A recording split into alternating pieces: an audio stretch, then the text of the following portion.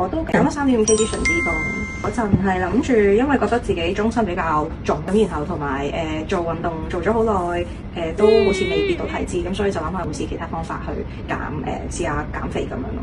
我諗下先，我減得最勁係個條腰咯。你條腰減得好勁？我想個胃腩都好勁嘅。咁依家個腰線都出翻嚟啦，開始少少見到側邊呢個 shape。我見你幅相就好明顯，因為將側邊嗰條線咧都出得幾勁咁樣。係，同埋腳嗰啲都鬆咗好多。我本身都係着呢條褲做 gym 啦，呢個位咧係鬆咗好多嘅，依家着落去。以往減肥都係靠食嘢同埋靠呢一個做運動啦。咁呢一度係治療師好細心嘅，日日都會跟進我情況啦。咁嘢食可能以前我就係一味就係食可能蛋白粉啦、雞胸，依家佢會俾啲 tips 我，咁點樣可以食得好啲咯。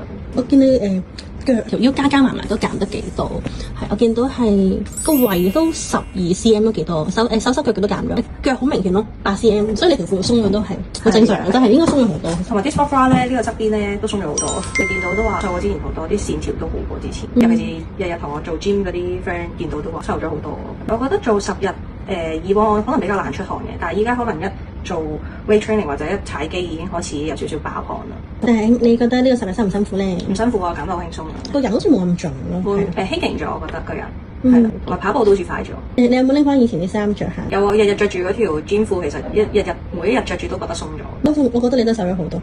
好，咁樣希望你 keep 住繼續努力，係啦。繼續努力。